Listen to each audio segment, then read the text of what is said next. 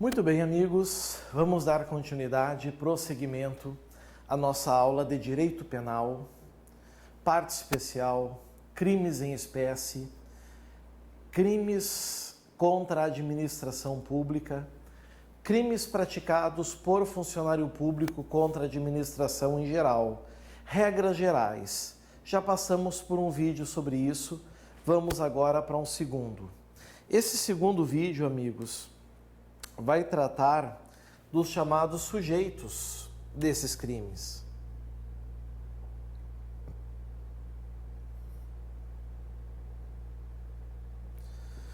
Meus caros, quando a gente fala de sujeitos, é importante que a gente lembre que toda vez que a gente estuda sujeitos de um crime, a gente estuda dois polos, e aqui não vai ser diferente.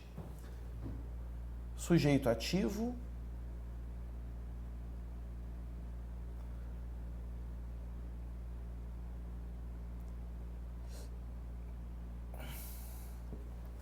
sujeito passivo, certo?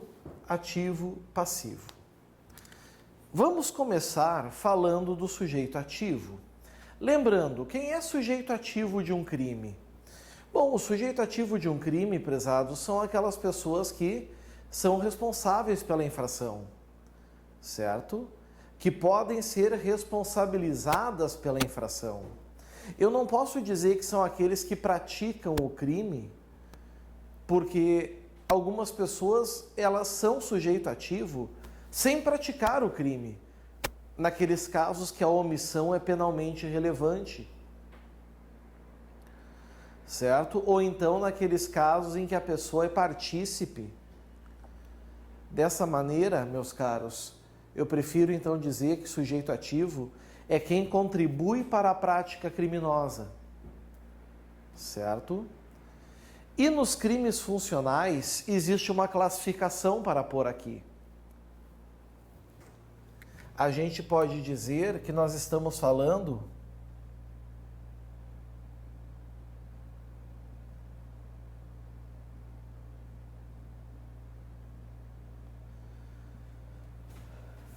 aqui está. Nós estamos falando de crimes próprios. O que são crimes próprios? Crimes próprios, amigos, primeiro, é diferente de crimes comuns, certo? Aqui, então, são crimes próprios ou especiais, como vocês preferirem, próprios ou especiais. E esses crimes são delitos que não é qualquer pessoa que pode praticar, certo? Não é qualquer pessoa que pratica. É preciso uma qualidade especial do sujeito ativo. E de fato, né, amigos, se nós formos ver esses crimes, se a gente for ver esses delitos, eles realmente têm essa peculiaridade. Não é qualquer pessoa que pode praticar um crime funcional. Quem é que tem que praticar? Quem é que pode praticar um crime funcional, conforme o nome diz?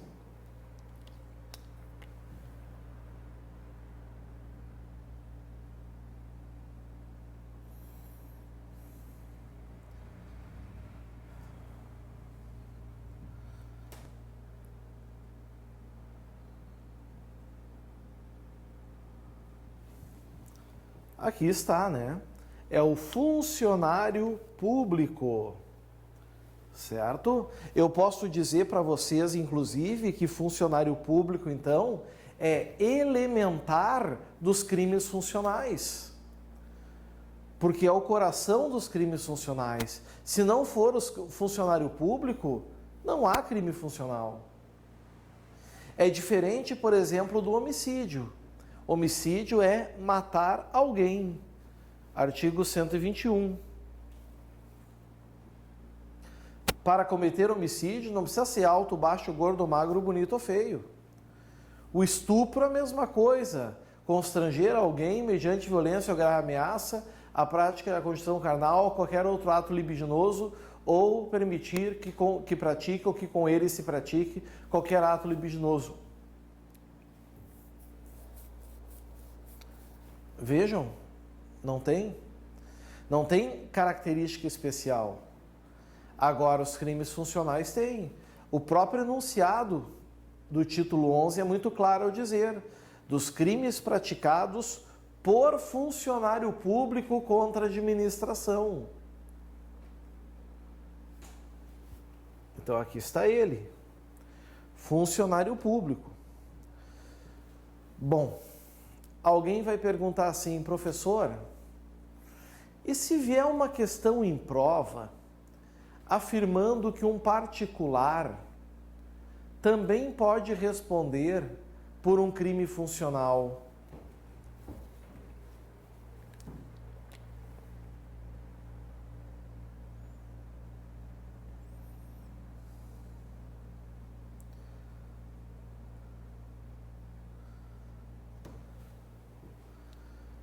Como é que fica essa questão?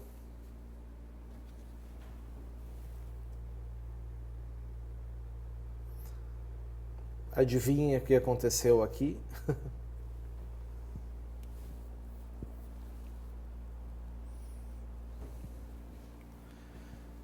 Um particular. Eu sou obrigado, meus amigos, a responder que sim. Eu tenho que responder que sim. Por que razão? Por que motivo? É pelo seguinte, pessoal. O particular, ele pode vir a ser responsabilizado, por exemplo, pelo crime de peculato, pelo crime de corrupção passiva, de concussão, pode. Mas para isso, e agora eu vou querer a atenção de vocês, 2 requisitos precisam estar presentes. 2 requisitos. 1,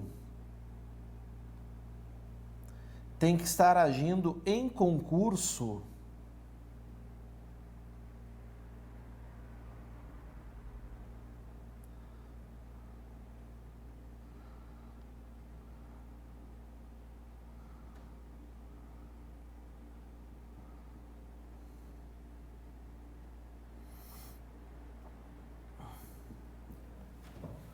Em concurso com funcionário público.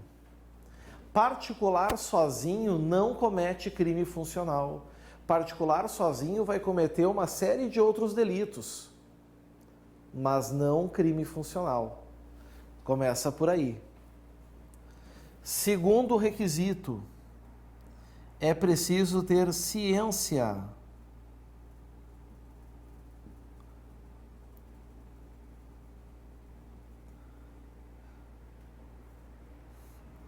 da condição do comparsa. Tem que saber que aquele que está ali junto com ele é um funcionário público. Se não souber, vai acontecer o quê? O funcionário público responderá pelo crime funcional, por exemplo, o mais clássico, peculato. E o particular, amigos, vai responder por um crime comum, que muitas vezes é furto, muitas vezes é apropriação indébita. Mas esse é o crime que vai servir para ele. Não vai ter outro. Certo? Então cuidem, é um crime próprio, porque é preciso a existência do funcionário público, necessariamente. Tem que ter o funcionário público.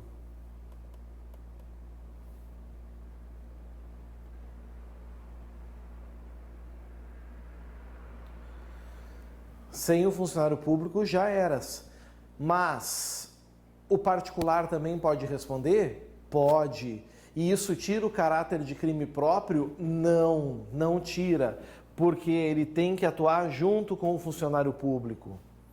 E além de atuar junto, tem que ter ciência da condição do comparsa.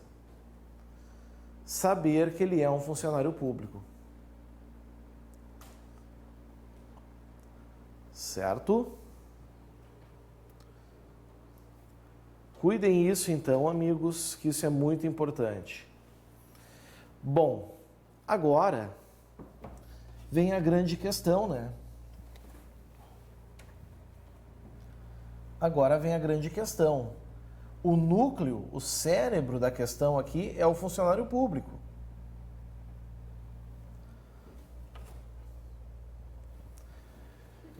Mas quem é esse funcionário público? Será que eu preciso buscar lá nas regras do direito constitucional, da Constituição Federal? Será que eu tenho que buscar esse funcionário público lá nas regras do direito administrativo? Não. O nosso Código Penal, ele nos presenteou. E ele deu para nós o conceito em um dispositivo.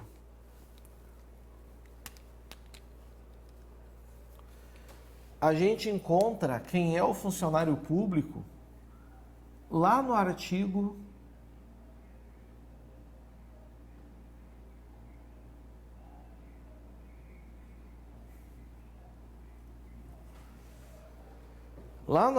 327 do Código Penal. O artigo 327, ele vai nos facilitar quanto a isso. Ele é, na verdade, meus amigos, um tipo penal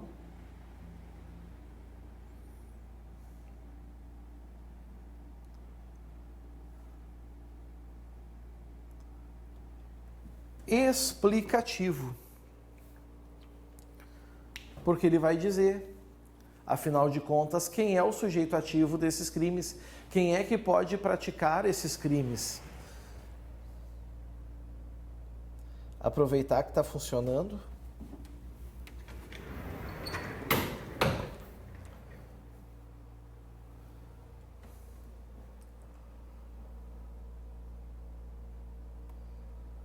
Ou falei cedo demais?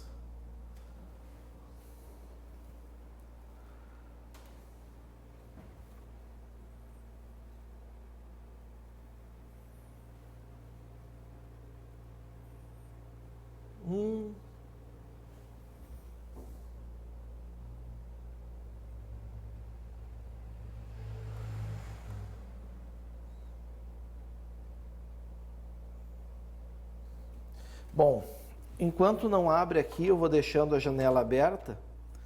Eu vou pegando aqui no texto do celular. Se bem que nem precisa, vocês podem pegar no texto de vocês aí. Pegue na legislação dos senhores. Vocês vão ver que o artigo 327 diz assim: considera-se para fins penais funcionário público quem, embora transitoriamente ou sem remuneração, exerce cargo, emprego ou função públicos, não é isso? Tá lá. Por que eu chamo de tipo penal explicativo? Primeiro, porque ele não é incriminador. Ele não traz a previsão de uma pena. Se deram conta disso? Ele não traz a previsão de uma pena, de uma sanção. Ele não é um tipo penal permissivo, porque ele não prevê uma excludente de ilicitude.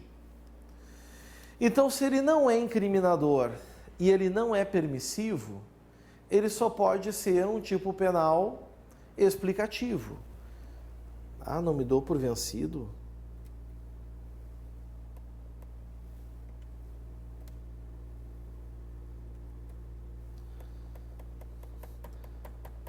Mais uma vez travou.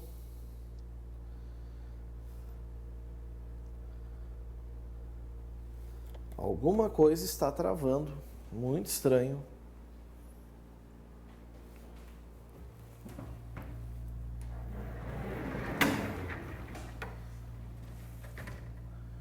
Então, pessoal, o funcionário público, para os fins do artigo 327, certo? Ou seja, para fins penais, eles têm um contexto um pouquinho diferente.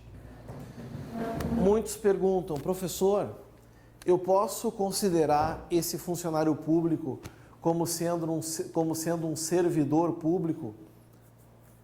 Na verdade, sim e não. Primeiro, porque sim. Porque, para efeitos penais, o servidor é um funcionário público. Ele exerce cargo, emprego e função pública. Então, nesse aspecto, não há dúvida. Posso usar, sim. E o não é porque o conceito de funcionário público para fins penais é mais amplo. Ele é bem mais amplo. Certo? Ele tem maior amplitude. Ou seja, é o servidor? É, mas não é somente o servidor. Não é somente o servidor. É como diz o 327. Consideram-se funcionário público para fins penais quem, embora transitoriamente ou sem remuneração, exerce cargo, emprego ou funções públicas. Vejam, até pessoas transitórias. O exemplo aqui que eu posso colocar é o estagiário no serviço público. O estagiário, meus amigos, pelo que a gente pode ver, ele não sofre sindicância, mas ele pode cometer peculato. Ele não pode sofrer um PAD, mas ele pode vir a ser condenado, por exemplo, por corrupção passiva.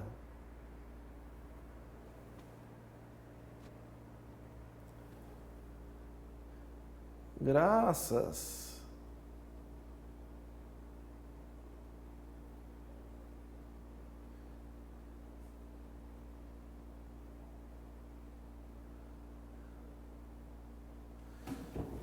Posso mostrar a vocês agora?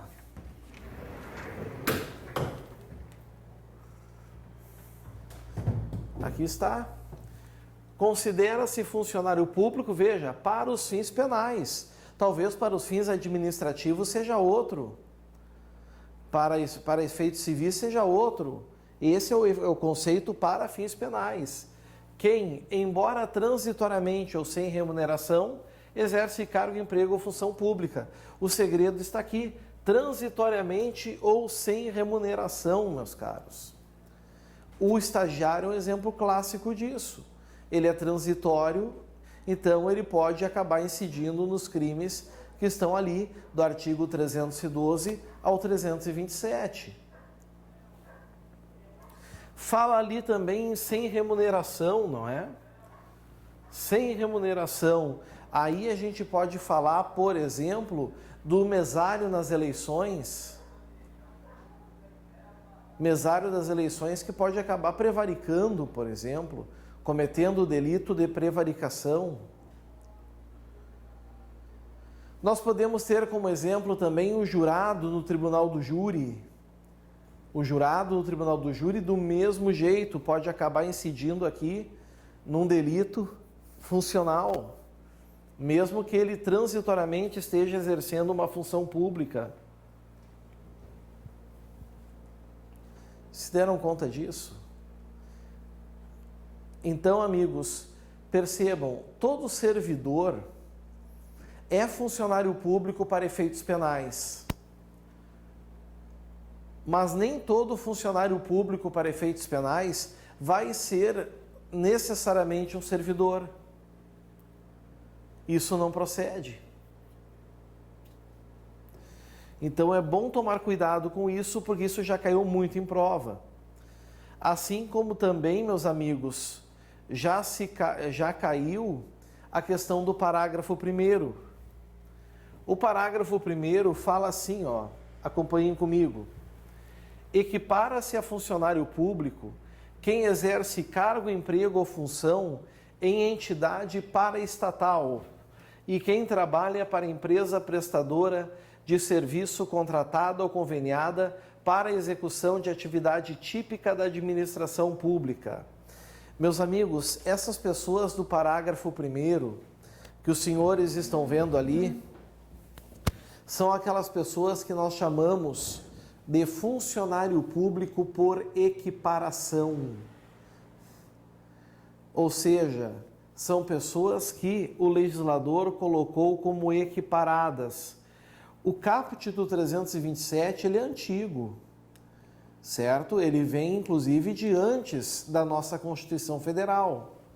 Já os parágrafos, o parágrafo primeiro, pelo menos, ele veio no ano 2000,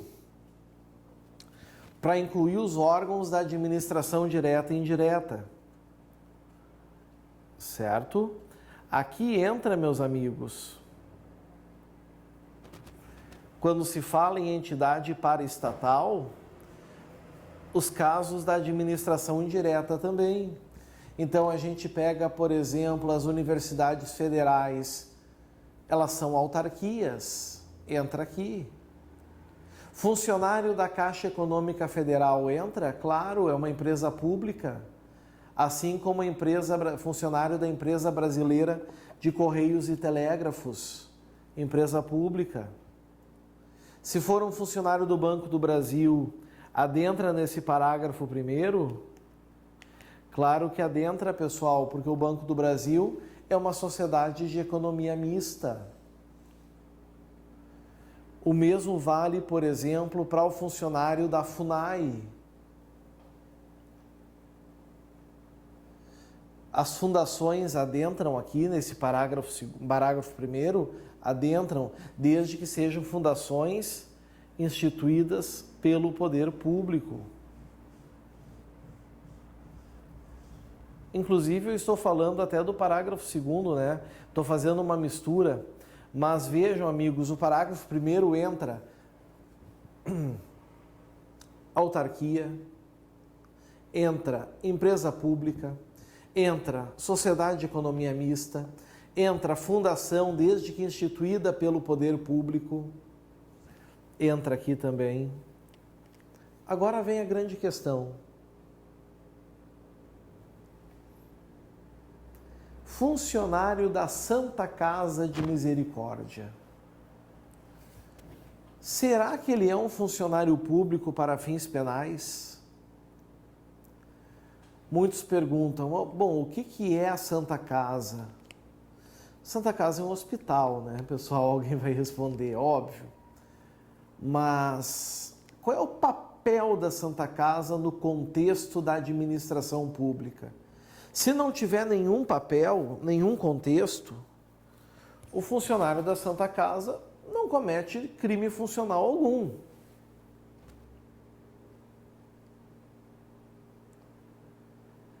Agora, se tiver um papel, aí, amigos, nós já vamos ter uma responsabilidade aqui. E aí vem a grande pergunta: a Santa Casa de Misericórdia, ela presta serviço pelo SUS?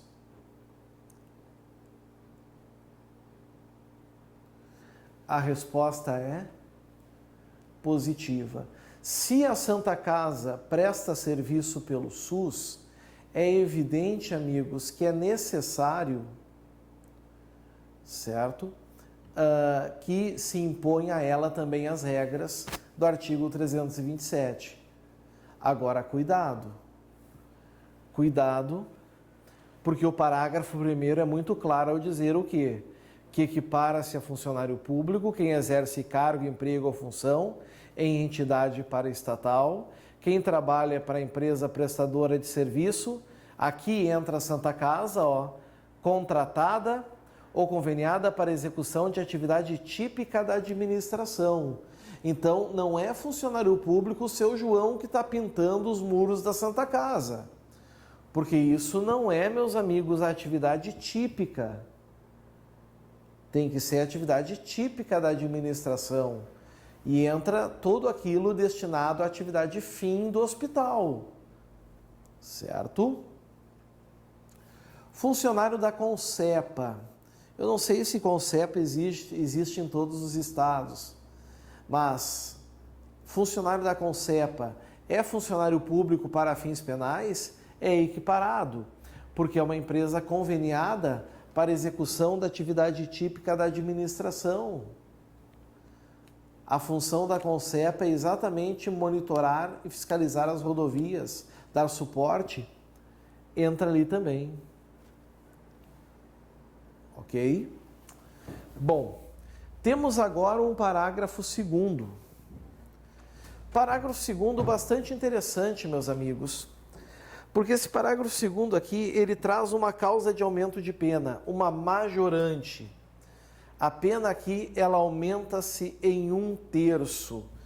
Deixa eu ver se eu consigo fazer nada.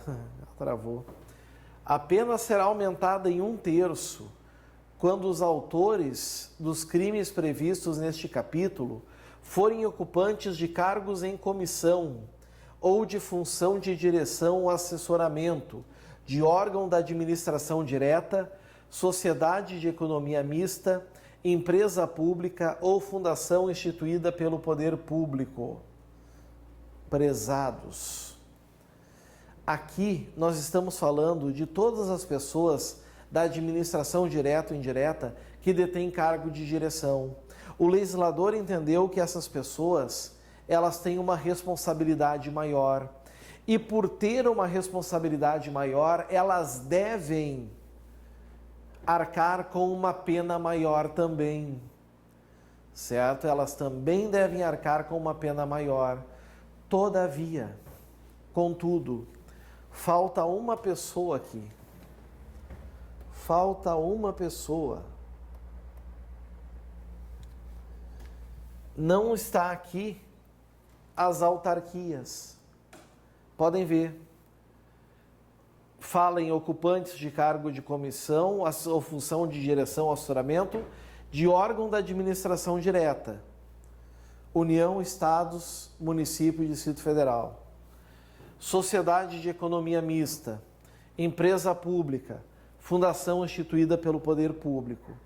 Certo? Existe uma divisão na doutrina. Alguns entendem que por interpretação analógica tácita, a autarquia deveria entrar aqui. Outros entendem que não, porque isso seria analogia em malam partem, e não cabe analogia para prejudicar o réu. E evidentemente queria prejudicar, porque nós temos aqui um aumento, que é o aumento da 1/3 parte da pena. Isso é o que prevalece. Quando se tratar de autarquia, não cabe o aumento. Detalhe, pessoal, falha do legislador, é óbvio, né? Porque não tem sentido aplicar o aumento de pena para as outras entidades e não para os ocupantes de direção das autarquias. Certinho? Muito cuidado com isso também. Bom, falamos então do sujeito ativo, artigo 327. Mas nós temos também o sujeito passivo. Quem é o sujeito passivo dos crimes funcionais? Depende, pessoal. Porque o sujeito passivo, ele pode ser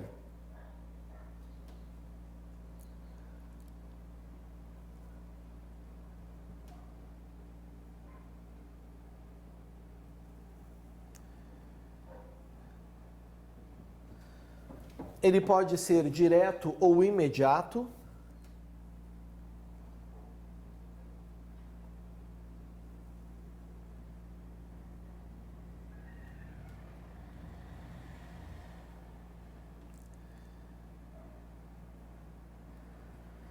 Como ele pode ser também indireto ou mediato. Aqui está.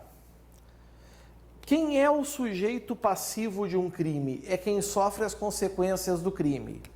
Sujeito passivo, direto ou imediato, é alguém que nos crimes contra a administração pública sempre vai, meus amigos, sofrer as consequências.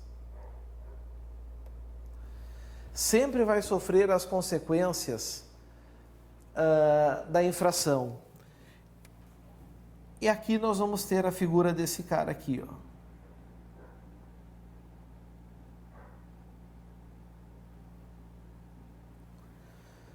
Nós vamos ter a figura do Estado. certo? O Estado, meus amigos, sempre vai ser sujeito passivo de um crime. Sempre vai ser sujeito passivo de um delito. Não tem escolha, certo? Toda vez que um crime funcional ocorre, está sendo ferida a lisura, a moralidade da administração. Quando ocorre, por exemplo, um crime de peculato e que um bem particular é apropriado, é subtraído, não se iludam achando que a administração pública não sofre consequências. Ela sofre também. Ela sofre do mesmo jeito. Porque é ruim para a administração que seus afiliados cometam esses delitos, ainda mais patrimoniais. Se deram conta disso? Então, muito cuidado com essa questão que eu estou trazendo agora para vocês. O Estado, ele sempre vai ser sujeito passivo. Certo? Sempre, sempre, sempre. Mesmo que ele não sofra nenhum dano patrimonial. Tem crimes que a impressão que se tem é que nós vamos ter apenas uma vítima, pessoa física. Mas mesmo assim o crime é contra a administração pública. Porque se assim não fosse, se fosse só patrimonial, o legislador colocava os crimes lá no capítulo dos crimes contra o patrimônio e acabou, estava resolvido. Não é o caso. Certinho? Então o Estado, ele sempre vai ser um sujeito passivo, que nós chamamos de direto ou de imediato. Por outro lado, indireto ou imediato,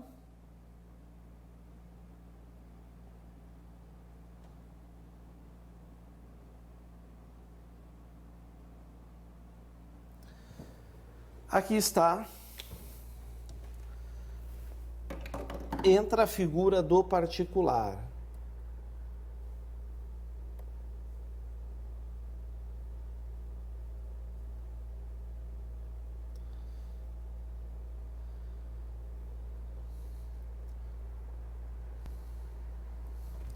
Entra a figura do particular. Por quê? Porque vão ter crimes em que particulares também vão sucumbir. Particulares também vão sofrer as consequências da infração. Isso vai acontecer, certo? Como, por exemplo, o crime de concussão, vocês vão ver mais adiante, como o crime de peculato, que também pode ter. Só que aí vem a questão interessante. O fato de existir um sujeito passivo indireto não quer dizer que não exista o direto. O Estado, ele sempre vai ser sujeito passivo. Certo? Sempre. Amigos, só um minutinho, eu vou trocar a bateria e nós já prosseguimos dali, tá bom?